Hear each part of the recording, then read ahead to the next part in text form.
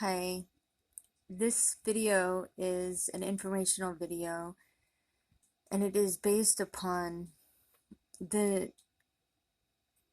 very recent, newly revealed, I think it's um, new to most people that are hearing about it, including myself, of the fraud that is based upon the issuance of one's birth certificate,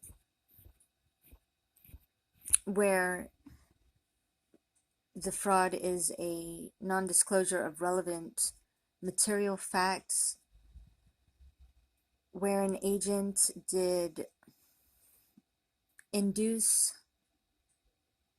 an individual to be informant of their child,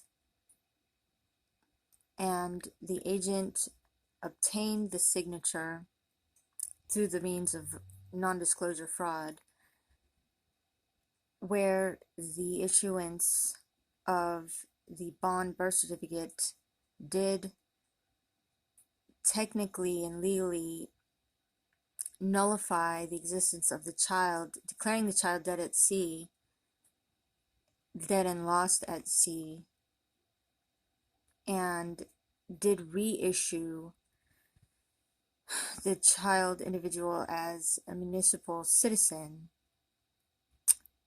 where the child is now owned by the state, all the heads of state, every department of state under the British Crown, and on, where that, further parlayed the state to enable further acts and proclamations of law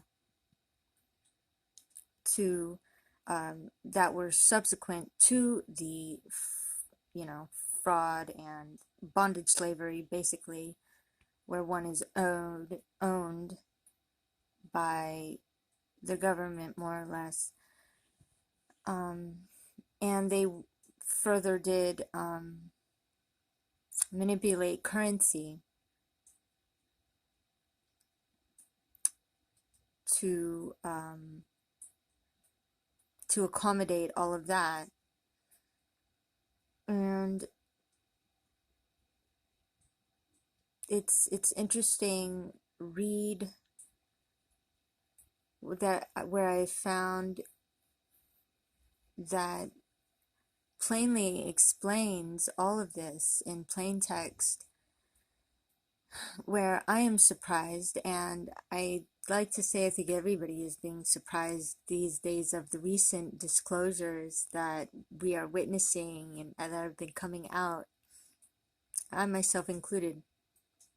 And I am enjoying reading, surprisingly enjoying it, reading about this truth and all of the truths, particularly with not only American history, um, from from um, sorry, from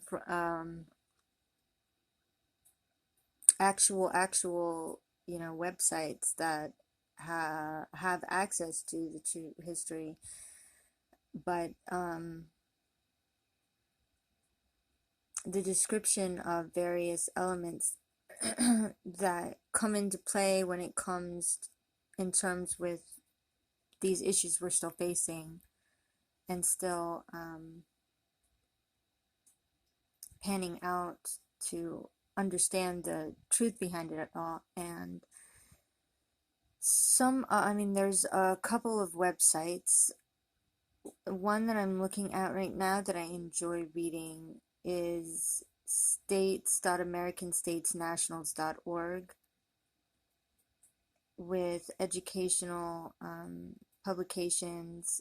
And this one, I had to go to a couple of drop boxes at that website under educational information, and I found the title document blood money after I found the state's coordinators Dropbox at that website, and the title of this document that I actually am reading, and I wanted to read it as well, how very interesting and relevant it is, titled Blood Money by Anna von Reitz, and it reads, first, let's review what actual money is. Actual money has value in its own right, meaning intrinsic value. Gold has value based on what it is, so does silver. Coinage made of these metals has intrinsic value as a result, and that can be determined and utilized based on how much of the metal it is used to make the coin, the purity of the metal, and so on. This is called the bullion value. There is also the face value, which is stamped on the coinage. The two things, bullion value and face value, may or may not be closely associated depending on market fluctuations, inflation, reputation of the issuing authority, and other less tangible factors. A coin may also have numismatic value, which is its value as a collector's item. These three values taken together establish the market value of a coin. Any of the other things we use as money, including paper notes and credit cards and and Bitcoin type digital currencies, are not money. They are certificates representing actual gold or silver assets held in a repository, or they are notes amounting to promises to pay or other forms of commercial script. Paper has no significant intrinsic value, so must be accepted as having whatever face value is printed on it. The act of accepting it gives it value. Understandably, people resist accepting paper for gold, or oil, or silver, or any other actual commodity, and must usually be imposed upon by legal tender laws before they will do so. The classic example we have just used to describe actual money must be amended somewhat due to the advent of other asset-backed currencies, such as the petrodollar. The value of such currencies is also pegged and related to a utilized value of a specific commodity, such as 1 gallon of grade A crude oil. There is no theoretical end to the variety of such asset-backed currencies. We could trade, to a limited extent, in strawberry dollars.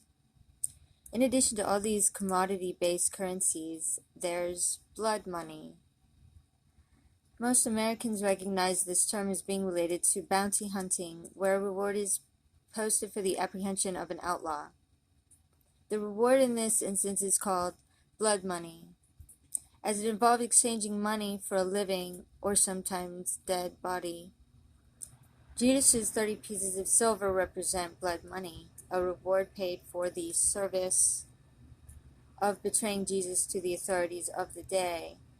These examples, however, may give you the wrong idea that blood money is restricted to these sorts of sorted and specific kinds of performance rewards. In fact, blood money is far more common in other contexts and represents the value of human life energy. That is, the value of your labor, your thoughts, your patents, copyrights, and trademarks, all those intellectual properties that are yours by nature, make up another whole trading sector and form of money.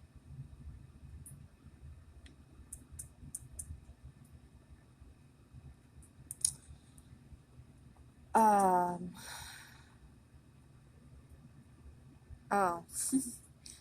I'm I'm I'm I'm recalling this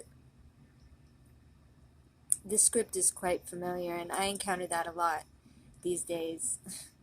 Clone Center. So this is because we not only trade money for goods, we trade money for services.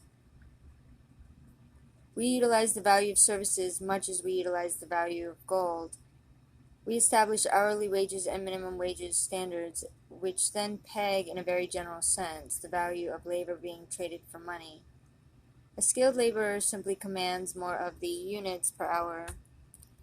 Herr Hitler demonstrated how simple and arbitrary this is when he famously defined the new post-World War I Deutschmark as being equal to either 1 hour of labor or one loaf of bread. This established the exchange rate of the DM Deutschmark in one stroke for both commodity purposes, bread, and labor purposes, basically hourly wage. To the amazement and chagrin of all the money snobs paying attention at work like a charm, German productivity soared, and the DM set free all of the contrived manipulation of the European monetary regulators soared also. If nothing else, this foray into simplified monetary policy proved that the value of a currency increases to a natural settling point and stabilizes by itself once it is properly defined. People can have faith in it because they know for sure the value of a dollar or a Deutschmark, both in terms of trading commodities and trading labor. Beginning in the 19th century, we began bumping into the salient currency values on a worldwide basis. There simply wasn't enough gold or silver in this world to backstop the burgeoning demand for the currency. Needed to build industry and fuel the demand for burgeoning demand for currency needed to build industry and fuel the demand for infrastructure and government services. Even when they added the value of the blood money, the labor commodities into the equations, there still wasn't enough basis to issue enough currency. This demand for money as a commodity, coupled with the physical limits of both the trading value of commodities and labor, the believability factor, led to the demand for both. 1. Extreme exercise of all assets to provide basis for currencies, and 2. Credit. Lots of it. Credit, unlike any form of money, either commodity-based or labor-based, blood money, does not exist in the actual world. It has no basis but faith in a future ability to pay, and we as all know, the future does not exist in the present, sick good faith and credit. This all results in a situation in which we have borrowed the assets of a projected future, including future labor assets, to pay for otherwise insupportable economic expansion today. This, combined with the money commodity rigging scheme known as the Economic Stabilization Fund (ESF), has allowed us to proceed without currency wars that would otherwise naturally erupt as each country battled to preserve its own living standards and more efficient and completely sell out future durations to exchange for more comforts and bigger welfare payments today. It seemed innocent enough at the time. After all, it's all in the future, and the future isn't actual, it's theoretical. And once we begin dealing in such theory, we have left Earth behind and entered the Never Never Land, where both Peter Pan and the Land of Oz exist. This fundamental unreality in the theoretical consequence is what drives the increasing disconnection between fact and fiction. In the construct concocted by Bretton Woods, and more recently by the World Economic Forum, average people counted as citizenry of each country are born as the carriers of a completely insurmountable debt and exist only as debt slaves. This, while these same people are in fact the owners and possessors of everything of actual value on this planet, including the value of their labor.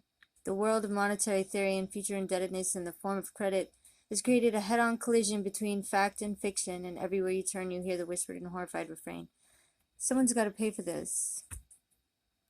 Let's begin with the fact that you can't indebt something that doesn't exist. You can honor credit that is prepaid.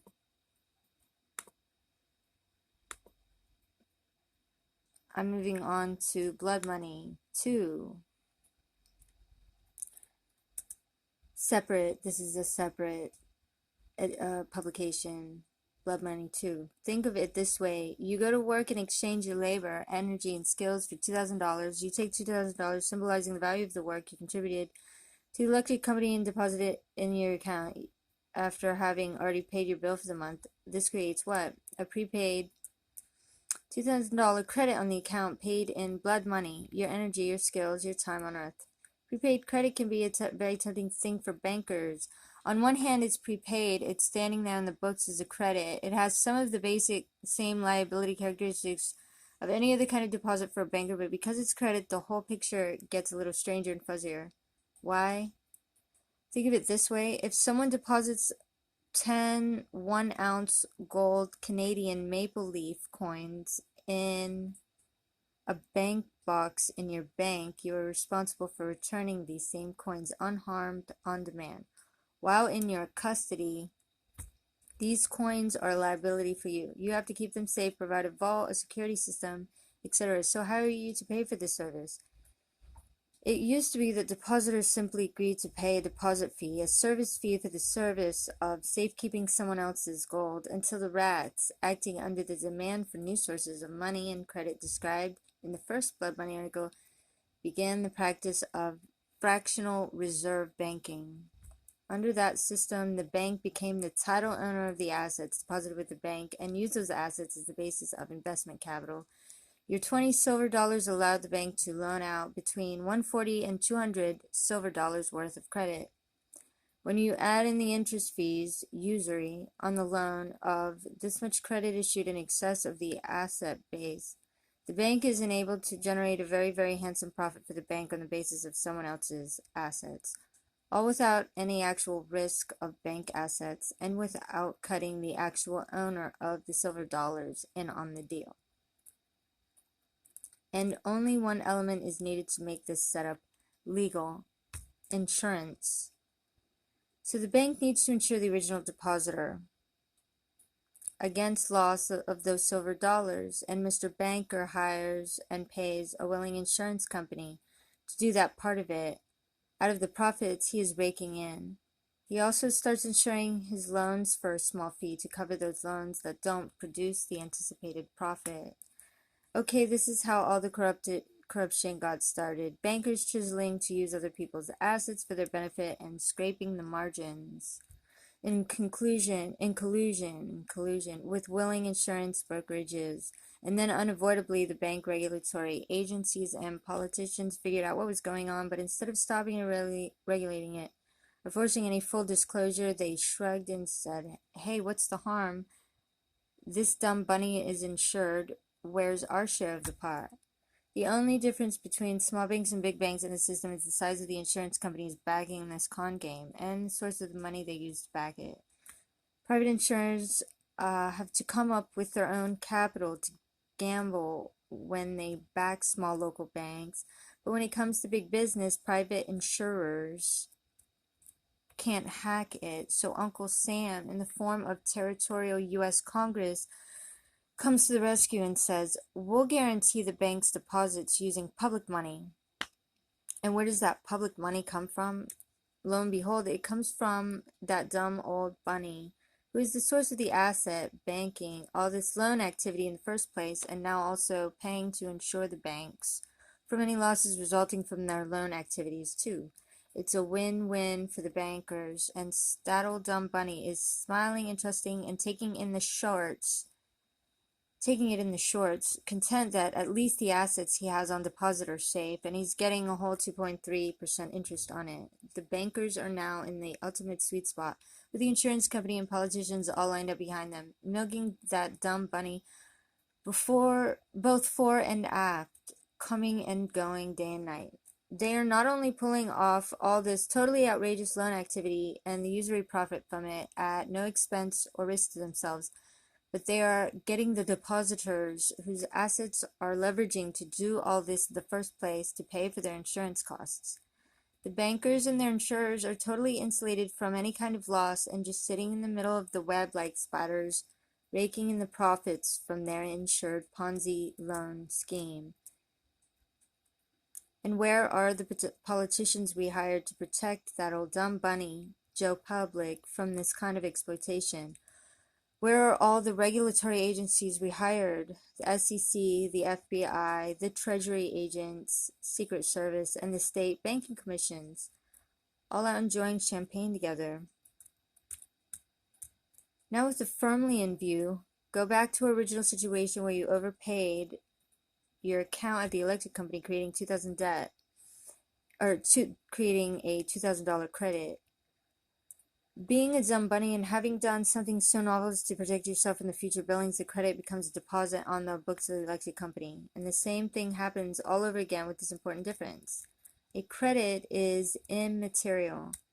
There is no specific non-fungible deposit liability, just a prepaid credit to be accounted for on a different ledger, the electric company's ledger. This makes the big bank ripoff even easier. The electric company banks your credit with their bank. Their bank benefits from the fractional reserve system leverage just the same. But this time there is nothing specific to be returned or insured. For the bank, there is more pure profit to be realized from a prepaid credit deposit than any other kind of deposit, and balancing the books with prepaid credit becomes ultimately attractive. So how to up the number of people clueless and responsible enough to issue prepaid credits? Millions upon millions of people provide prepaid credits to the IRS Internal Revenue Service every year, as well as voluntarily donating a large percentage of their private earnings as a gift. It's clear that most of them have no income from federal sources, and therefore owe no federal income taxes. There's no public law requiring them to pay. What else could it be but a gift? And that is in fact how the IRS Internal Revenue Service both account for all your non-resident alien contributions as gift and estate taxes. Many insurance and utility rental property management organizations do the same thing when they pre-bill for a month before providing service, insisting you pay a hefty down payment or service deposit. They even call it a deposit, as in bank deposit. You simply aren't thinking of it in those terms. These practices post a constant prepaid credit on your account, which rolls over month to month to month, generating all sorts of investment capital without any need to insure it for protection. And the worst that can happen to the banks, utility corps, or property management service companies gouging you, they have to honor your prepaid credit and cancel out all or part of current billings. And or do what the U.S. Incorporated recently did, declare bankruptcy and throw your prepayment into the pot along with their other liabilities for discharge. It's a good thing your grandma was looking out for you, but now you have to start looking and thinking for yourself. None of this is rocket science, but it does demand your attention and action going forward. Paying for things you don't owe, like paying for goods and services you haven't received yet, creates massive uninsured prepaid credit on your accounts. Counting future liabilities like pensions that won't pay out for 50 years as current liabilities and deducting them as if they were current costs creates more prepaid credit. Paying escrows on houses, mortgages, and property tax you don't owe either generates absolutely massive amounts of prepaid credit that is actually owed to you, but which is instead being used by the banks as their investment capital. All you get is a snide wink, and once in a while someone will say, "That old good dumb bunny, we couldn't have done it without him." Obviously, the politicians you hired have failed you. The regulatory agencies you paid for are a joke. The bank owes you a heap of money and prepaid credits, too. And the insurance companies and securities brokerages that went along with and insured all of this graft deserve a legendary arse whipping. They aren't going to discipline themselves. Who's going to do it for them? Wanting to read one more Blood Money article publication. It is Blood Money 3. The last couple of days we've been going over the different kinds of money and things that substitute for money. These include two forms of asset-backed money. 1, commodity-backed money, and 2, labor-backed money and commercial script, certificates, bonds, shares, promissory notes, etc.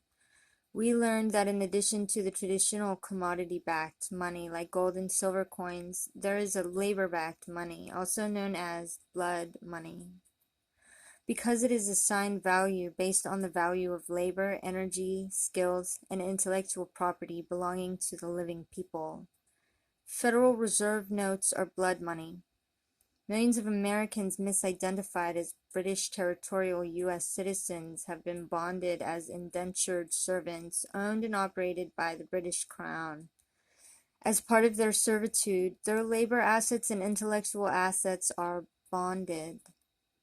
This basically means that bonds known as birth certificate bonds are issued against the estimated value of their lifetime labor and intellectual property, and in equitable exchange, Federal Reserve notes equal to the value of these individual bonds are issued, and the serial numbers on these Federal Reserve notes are assigned under the name of the victim. Of course, that old dumb bunny was never told a word about this.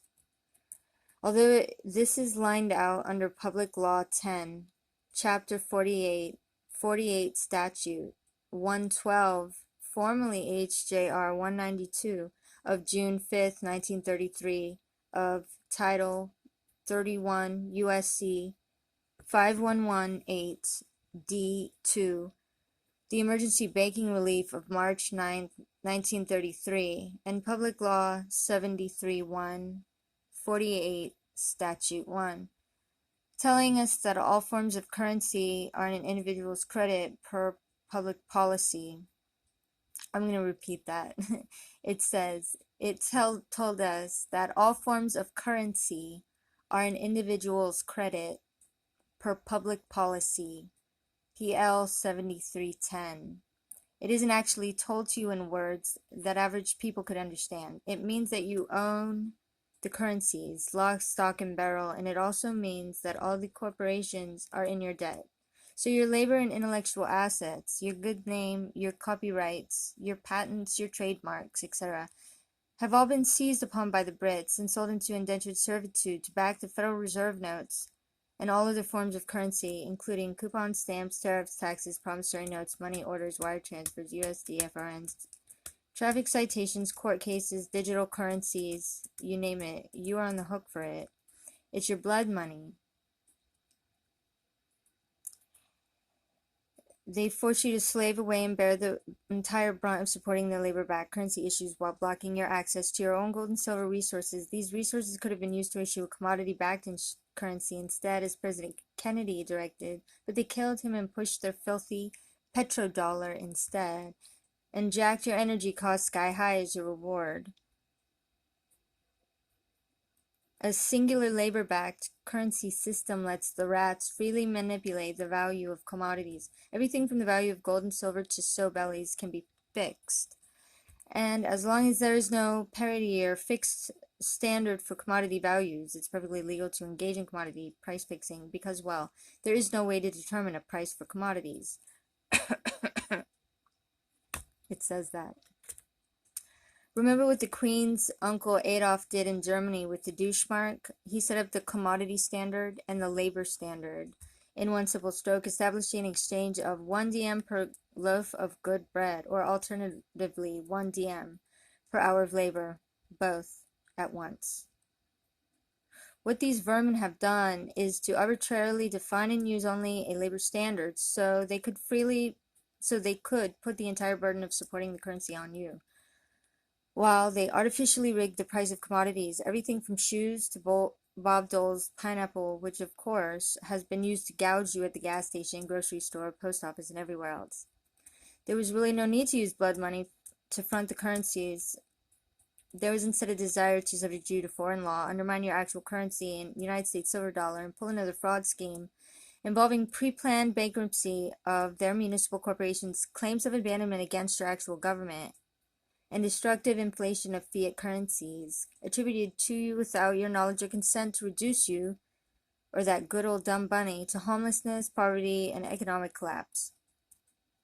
Meanwhile, they intended to take your winnings and repeat this same process